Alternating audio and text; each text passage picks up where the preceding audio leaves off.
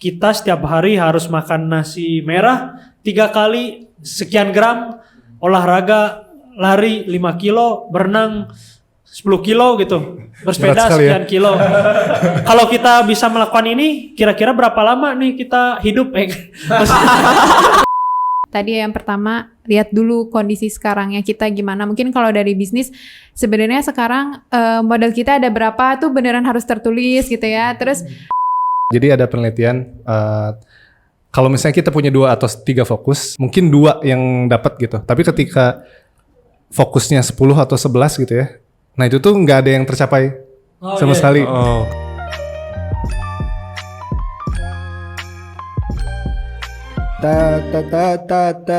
Yuk. Ayo. Yo. Assalamualaikum warahmatullahi wabarakatuh. Waalaikumsalam warahmatullahi wabarakatuh. Halo teman-teman semua, juragan semua. Balik lagi di podcast Ngobrol Bareng Yubi episode 12. Kali ini bersama dengan aku, Liana. Kemudian Noval. Saya Denny. Saya Rifki. Oke, nah hari ini kita mau ngobrol-ngobrol lagi bareng sama teman-teman juga. Sama Noval juga ya? Iya, sama Noval juga. Jadi karena hari ini ada Noval, jadi sudah dipastikan podcastnya bukan abal-abal ya. Iya kan, kalau nggak ada Noval jangan dipercaya gitu podcast You bisnisnya. Oke, nah. Jadi ini dinobatkan jadi duta podcast. Iya, duta podcast You bisnis gitu. Nah, jadi kan pada saat podcast ini diambil, hari ini tuh tanggal 20 Desember nih. Udah 10 hari menuju akhir tahun. Biasanya kalau akhir tahun tuh teman-teman ngapain sih? Kalau saya biasanya mungkin sholat. Kalau awal tahun gak sholat? Ya sholatnya di akhir tahun aja. Enggak. Biar sholatnya dianggap setahun gitu ya.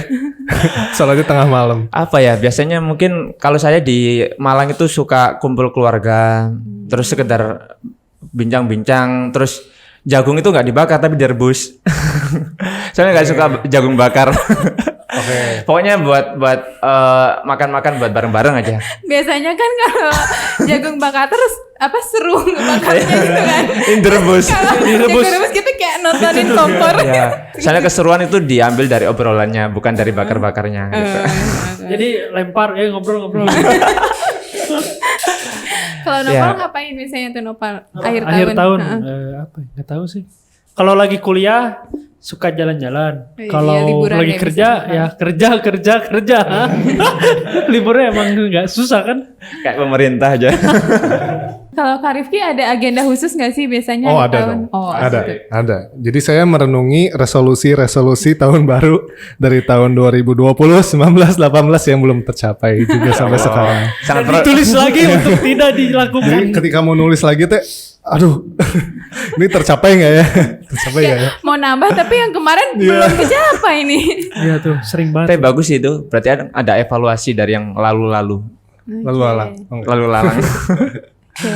Mungkin itu juga kali ya. Aku juga kadang tuh sebenarnya kan evaluasi itu nggak harus akhir tahun ya. Cuman kadang suka ada kayak awal tahun tuh kayaknya waktu yang tepat buat memulai lagi gitu, kayak pengen fresh lagi gitu kan. Jadi mungkin kita bikin rencananya dari akhir tahun, terus kita evaluasi dulu dari yang setahun ini. Nah sebenarnya itu juga sih yang pengen kita coba obrolin gitu. Kayak selama setahun ini tuh kira-kira teman-teman ada juga yang bikin rencana mungkin selama setahun kemarin, terus adakah yang sudah tercapai atau adakah yang belum tercapai? Mungkin boleh sharing. Bisa komen di bawah ya. Nah sesuai judulnya tuh kita kan tadi Kak Rifki cerita tuh resolusi yang tidak pernah tercapai. Teman-teman pernah juga? Sering. Saya mungkin tiap minggu bikin rencana tapi nggak pernah tercapai. Banyak yang nggak tercapai. Nggak tahu ya kenapa ya. Nah itu dia yang pengen kayaknya kita akan bahas aja di podcast ini. Iya, nah kira-kira tuh kalau bikin rencana kenapa sih sering banget yang nggak tercapai gitu? Terus kira-kira gimana gitu biar tercapai? Bahkan mungkin sebelum ke situ, menurut teman-teman, kalau rencana itu tidak pernah tercapai, sebenarnya penting gak sih bikin rencana? Coba mungkin teman-teman juragan juga punya pendapat ya, boleh tulis di komentar. Gimana? Ada yang mau berpendapat? Penting gak sih? Kayaknya saya perlu masukan. Saya lagi bingung ini. Sering dong gimana? Ya, resolusi sejauh ini terus tadi bilang mingguan ya. ya. Nah. Pasti mingguan itu resolusi yang ada di dalam kepala. Saya sangat jarang sekali menuliskan resolusi yang sangat rapi gitu dalam buku. Terus yang selalu saya lihat. Jadi sukanya ada resolusi tiba-tiba terus kerjakan. Ternyata Reformasi. di minggu kemudian ingat bahwa banyak resolusi yang aku pikirkan yang hanya aku pikirkan itu nggak terjadi. Itu apa mungkin juga karena aku nggak menuliskan itu jadi aku lupa. Jadi untuk tipe orang yang impulsif seperti saya kayaknya butuh masukan dulu dari orang-orang yang tidak impulsif. Apakah perlu untuk menuliskan secara rapi di spreadsheet terus yang dipasang yang terlihat gitu loh. Yang sering aku lihat kayak di desktop atau gimana gitu kan. Tapi kadang kalau aku bikin resolusi itu biasanya tuh gagalnya tuh karena ada perubahan rencana gitu di tengah-tengah, iya nggak sih? Bukan karena lupa kayak saya ya.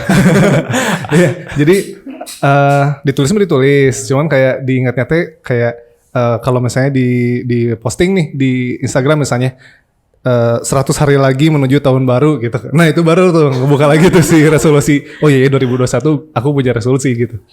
Cuman ya kayak dinamis gitu loh kalau kita bikin setahun tuh kayak misalnya target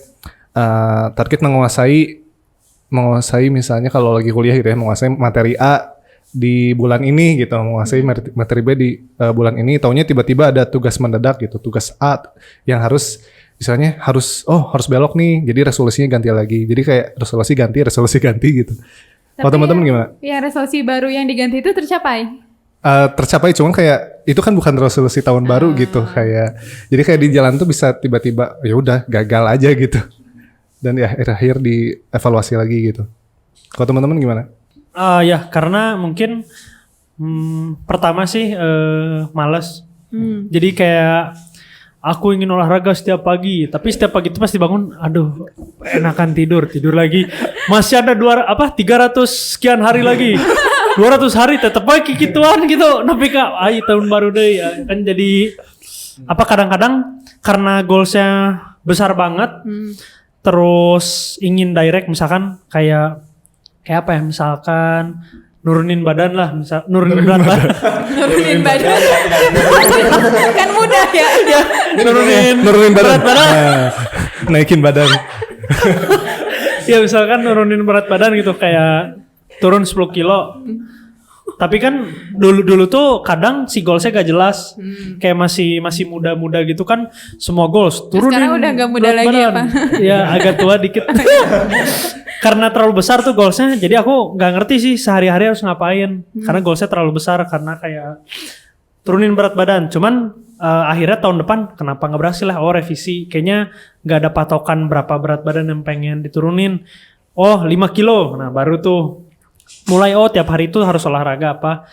Dan itu juga masih belum works gitu, karena belum kena penyakit, belum kena apa. Hayo tidur gitu, itulah jadinya. Kayaknya itu sih. Oke, mungkin emang ada beberapa faktor kali ya tadi, entah itu nggak ditulis atau tadi misalnya berubah-ubah atau tadi kurang jelas sih goalsnya. Atau tujuannya terlalu besar katanya. Ya tadi tujuannya. Fokusnya terlalu banyak. Ya terlalu besar. Jadi nggak fokus ya. Fokus tapi terlalu banyak. Nah terus kalau kayak gitu sebenarnya harusnya rencana tuh dibikinnya seperti apa gitu? Tadi aku sebenarnya mau nanya dulu kayak penting gak sih bikin rencana itu dulu deh sebelum kita bikin rencana? Penting. Kenapa? Penting sekali menurut karena teman-teman. Ya, jadi rencana penting karena kalau nggak direncanakan kita bakal spontan aja gitu setiap harinya. Apalagi kalau kita misalkan masuk ke dunia pekerjaan yang memang harus terplanning hari ke harinya karena ada output yang mau dihasilkan.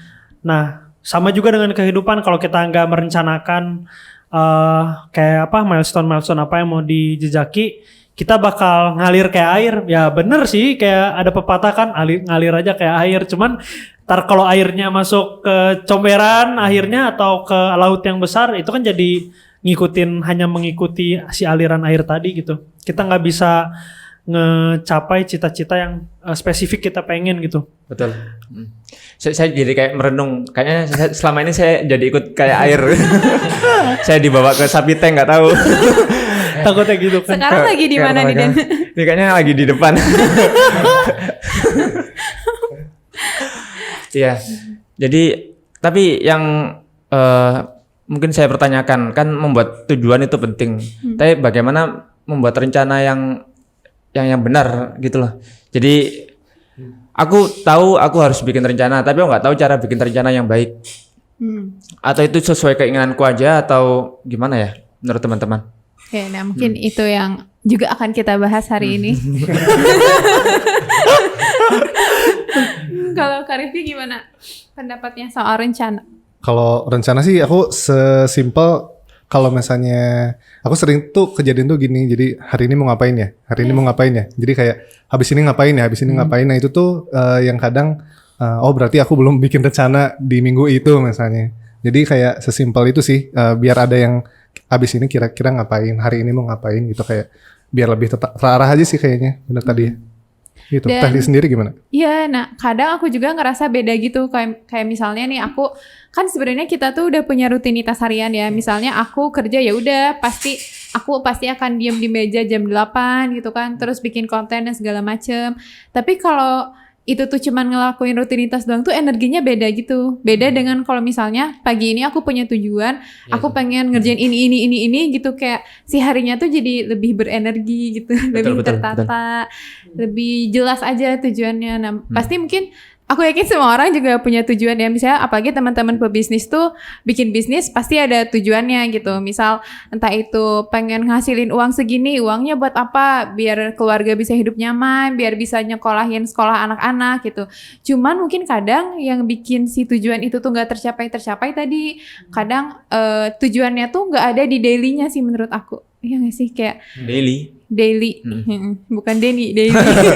Keren Daily Arianto. Jadi kita tuh punya tujuan, tapi itu tuh nggak terdefinisikan perharinya harus ngapain untuk mencapai tujuan tersebut gitu sih mungkin ya. Jadinya teh energinya nggak nyampe ke tiap hari gitu.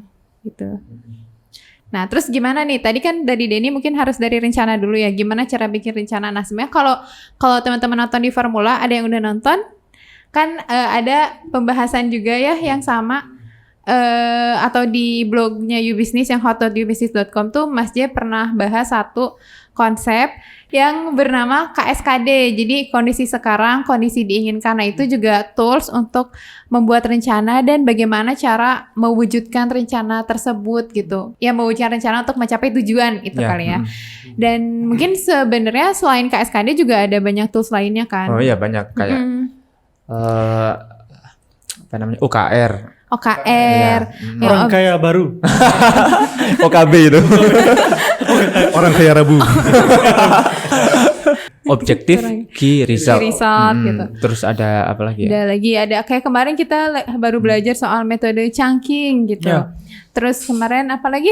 4DX. 4DX yang 4 Discipline Execution itu juga untuk kita menentukan goals dan mencapai rencananya. Nah, teman-teman juragan itu sebenarnya bisa pilih mana sih tools yang paling cocok gitu untuk mencapai tujuannya teman-teman. Nah mungkin kita pengen bahas sekilas soal tools tersebut gitu. Harapannya nanti bisa lebih jelas gitu. Jadi rencananya nggak cuma jadi wacana gitu sebagaimana judulnya, tapi beneran terlaksana gitu. Ada. Mungkin kita bahas dari KSKD, mungkin dari teman-teman ada yang belum tahu. Sementara kita kesampingkan metode-metode lain. Soalnya kita fokus satu ilmu, terus baru kita belajar. Biar nggak kecampur-campur. Ntar kayak air yang mengalir kecampur ke got banyak macamnya.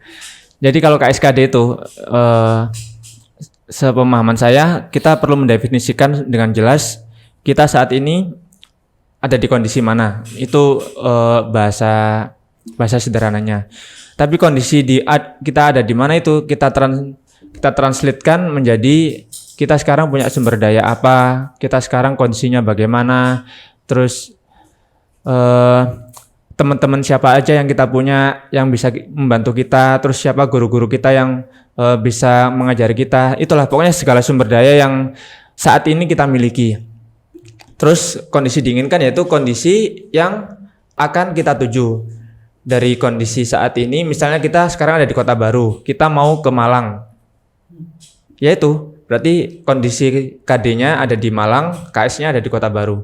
Yang PR-nya yaitu menentukan agar kita sampai ke Malang dengan selamat dan dalam waktu yang ditentukan. Misalnya 16 jam dan lain-lain. Itulah.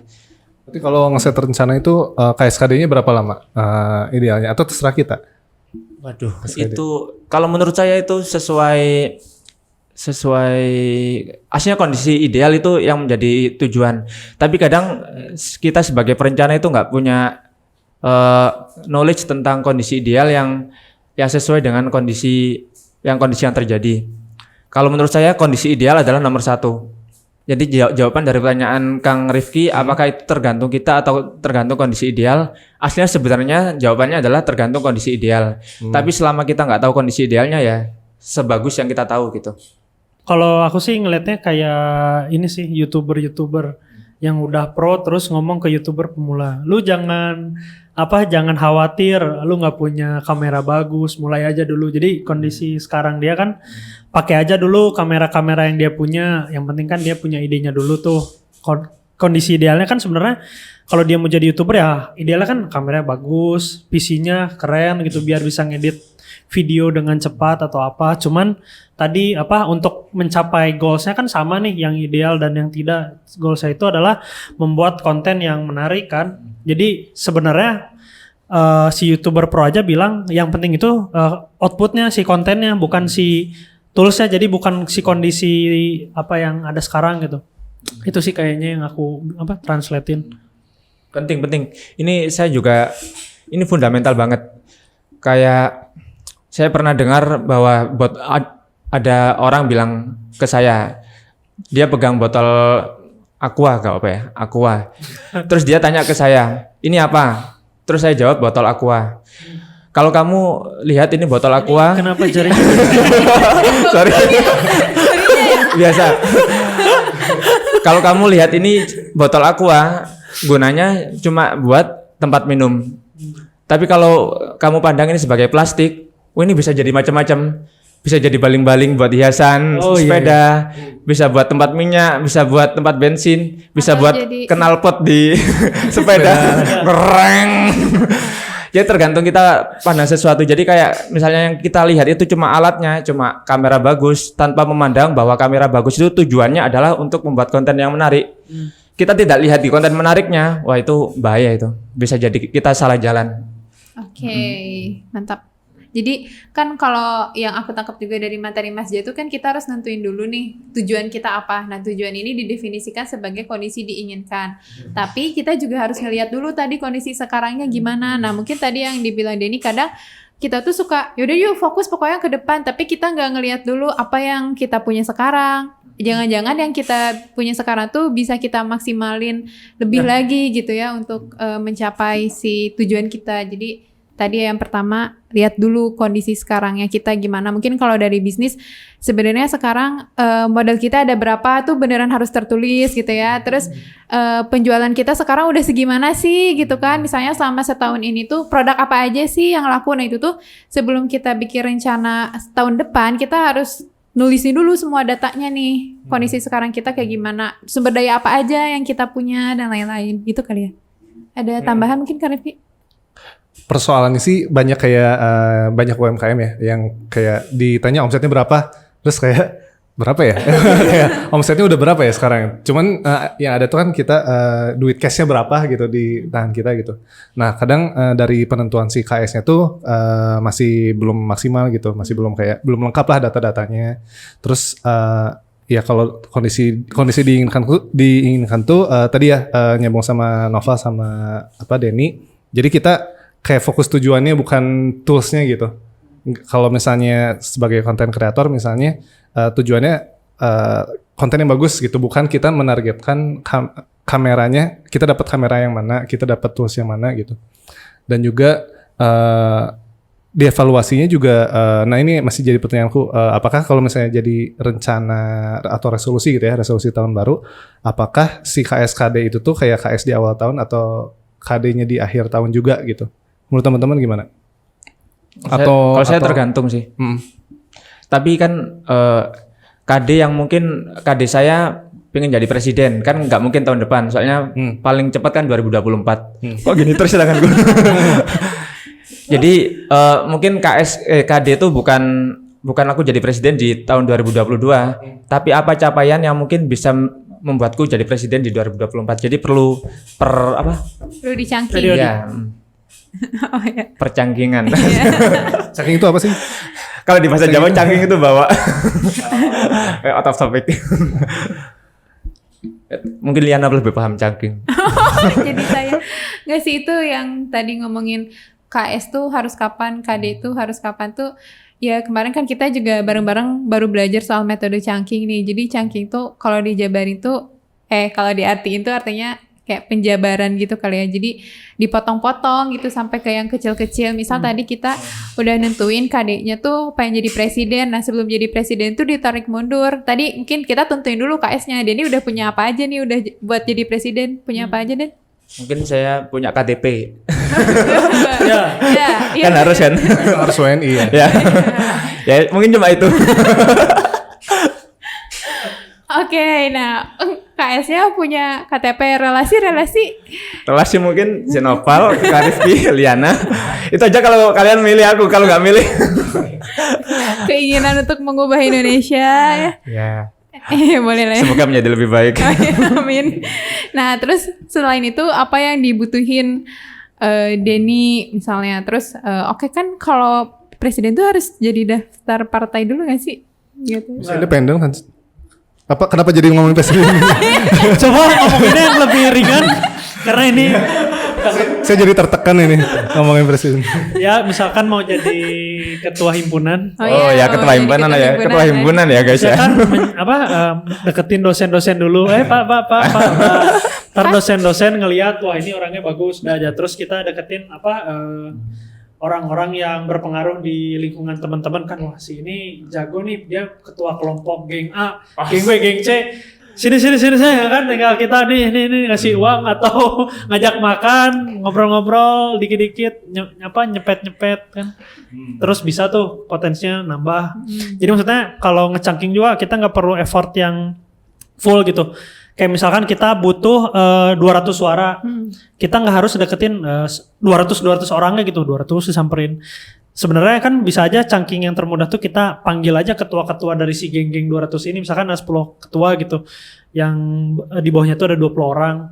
Ya udah kita ajak ngobrol nih. Kan gimana orang yang paling atasnya biasanya kan ngikutin tuh. Oh misalkan 30 setengahnya mihak, yaitu chance kita kan jadi 50% tuh buat menang di himpunan ya gitu-gitu mungkin. Gitu ya. Jadi langkah untuk jadi ketua himpunannya nggak besok hari ini aku mau jadi ketua himpunan, besok aku jadi enggak. Jadi kayak besok aku ngelis dulu siapa ketua gengnya. Besoknya lagi aku janjian sama ketua gengnya. Besoknya lagi aku baru makan sama ketua gengnya. Nah, mungkin itu yang perlu kita jabarin satu-satu apa aja perlu kita lakukan. Berarti harus detail itu ya. Harus yang sampai makannya sama siapa aja, jam berapa mungkin. Kan ada waktu kuliah kan.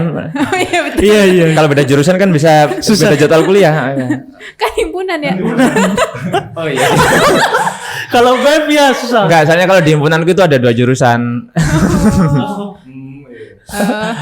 Terrelate kan? Paham.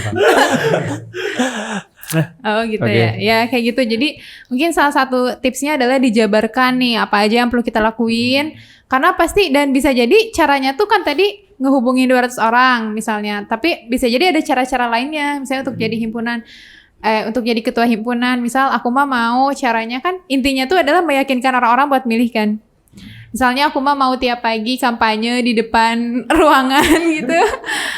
Menjelaskan visi misi. Enggak ya, ide yang tidak bagus ya. Menarik sih. Itu misalnya, atau aku mau nyebar poster yang isinya muka aku di semua sudut kampus. Oh, misalnya. serangan Fajar kan. Pas mau milih. Si Fajar suruh nyerang dulu. Aman. Kayak siapa ya kemarin ya? Aku punya ide brosur buat calon ketua himpunan. Siap jungkir balik demi himpunan. Terus posternya dia jungkir balik. Kurang lucu ya. Sangat Denny sekali ya idenya. Bisa. Siap Kalau buat stoki gimana Dan kalau bikin brosur? Apa ya? Jangan ngaku orang KBP kalau belum makan stoki. Asik. Kirain siap jungkir balik untuk makanan bunda. Bisa sih. Bisa dicoba. Iya, nah kayak gitu intinya tadi dijabarkan. Terus apalagi nih kira-kira dari teman-teman tips lainnya? Oh iya. supaya rencananya enggak. Selain KSKD atau jadi ya tadi kan kita sempat nyinggung gitu ya metode-metode untuk menentukan tujuan atau memplanning sesuatu gitu kan ada KSKD gimana ya kondisi sekarang sama kondisi diinginkan. Nah, terus yang menarik tuh ada yang 4DX, ada yang ini kan udah pada tahu lah ya. Iya. Jadi Udah dong. ada apa aja tuh? Val.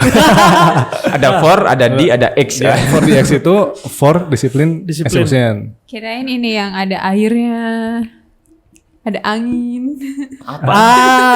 Si Gipi. Iya, 4DX. Oh, Tentunya reguler. sorry. Tidak relate. Nanti bisa dilihat di sini ya. 4DX yang saya Itu maksud. kalau nonton di CGV ada yang pakai kacamata 4 dimensi, terus dia nyemprotin air kalau gambarnya lagi. Oh ya, paham. Tapi belum pernah.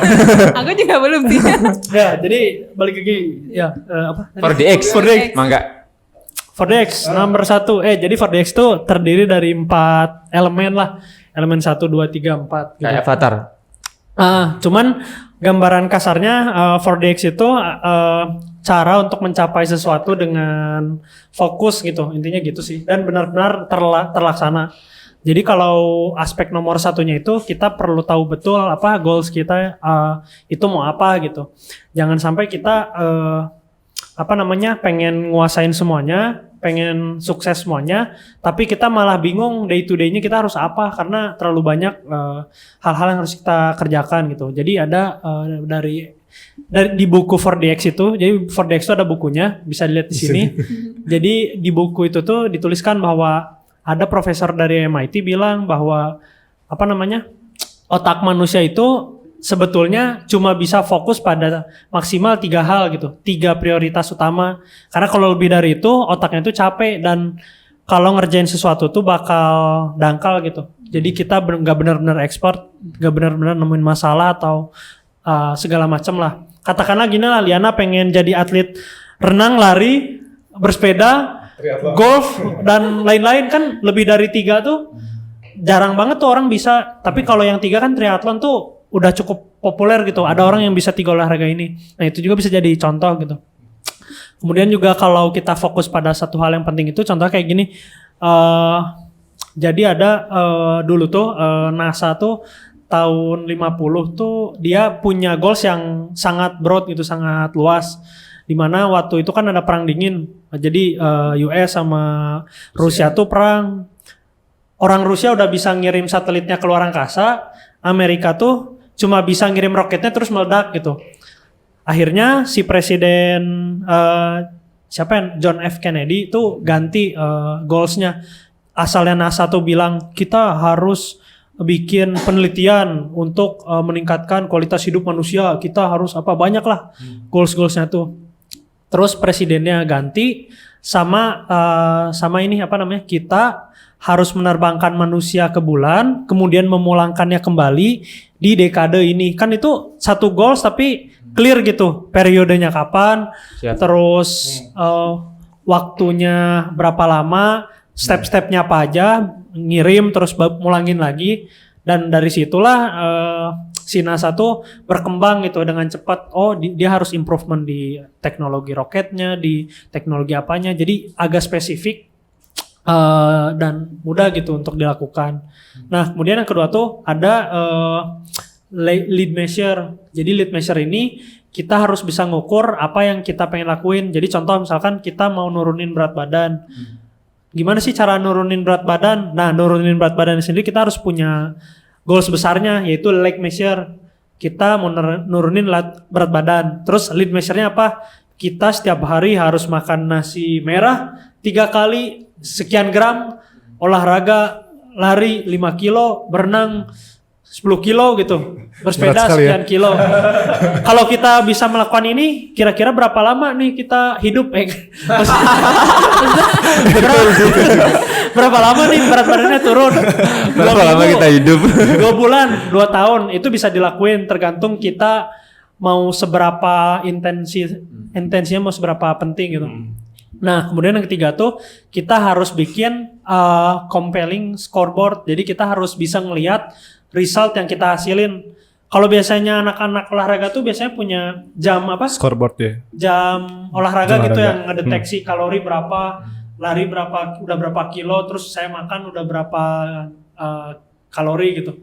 Nah itu tuh bisa jadi memuaskan, wah udah 5 kilo nih, kurang harus 10 kilo. Nah itu jadi apa ya? Jadi pacuan sendiri hari ke harinya. Terus yang keempat tuh harus bisa dihitung di accountable ya kalau bahasa ini mah. Kenapa harus bisa accountable? Karena kalau nggak accountable, bingung kita ukuran hitungannya apa gitu.